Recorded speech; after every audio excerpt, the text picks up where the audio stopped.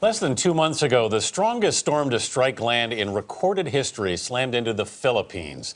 Typhoon Haiyan hammered the islands with 200-mile-per-hour winds and a 2-story high storm surge. It killed more than 5,000 people and left millions homeless. On Wednesday night, Nova, the PBS science series, presents Killer Typhoon, examining the storm and its aftermath. Joining us are Dr. David Robinson, climatologist at Rutgers University in New Jersey, and Chris Schmidt, senior producer for Nova. Good morning to both of you. Hi. Good morning. David, let me start with you. Why was Haiyan such a severe storm? It was one of the largest typhoons ever recorded on Earth. It had all the perfect conditions, brewing up in very warm waters, unusually warm waters.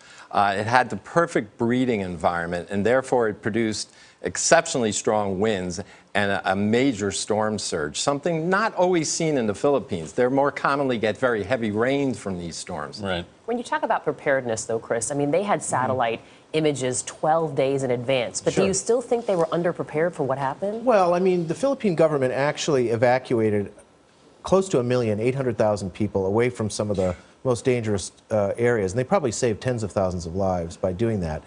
The problem is that the storm followed the predicted track, but it was very difficult to know exactly what the intensity of the storm would be. And I don't think anybody was prepared for that sort of a rapid storm surge. These people are used to typhoons. To them, it's a bad day, but it's not a cause for fearing, life and limb. And there were 11 million people, as we mentioned, were affected. I mean, did relief aid actually get to them? Well, within 12 hours, the UN had a task force at Tacloban, which was one of the worst hit cities on the east coast of Leyte Island. And the other aid agencies, Oxfam, Save the Children, other UN agencies and so forth, got in there pretty quickly. The US Navy, the British Navy got in there pretty quickly. And the aid ramped up over a couple of weeks. And I think 2 or 3 million people right now have received aid of some sort. And, it's an ongoing effort, obviously. Dr. Robinson, when you look at the large scale of this, though, climate scientists are saying the world is continuing to heat up. This could mean the oceans are warmer, which just means the Philippines could be bracing for more storms like this. Yeah, these storms feed off warm ocean waters, and it's a perfect percolation area for them to bubble up. And with the oceans getting somewhat warmer and the atmosphere getting warmer, there's the possibility we may have more amped up, stronger storms. Not necessarily more, but the stronger storms just that much stronger. So you can say climate change contributed to this, but didn't necessarily cause it. Exactly. The proximate causes are what we've seen naturally for eons.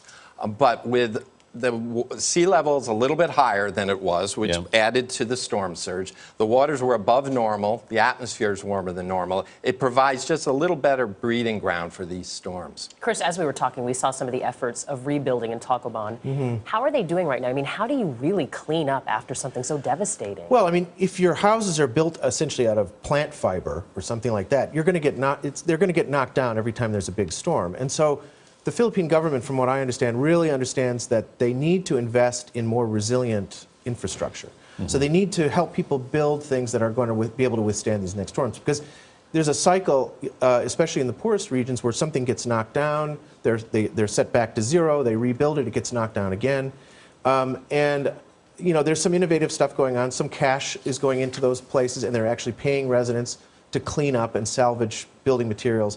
But, rebuilding in this case is sort of a relative term because you're going from zero to, slightly above zero, and it's not a long-term solution. Well, the program looks really interesting. David Robinson, Chris Schmidt, thank you both for being here this morning.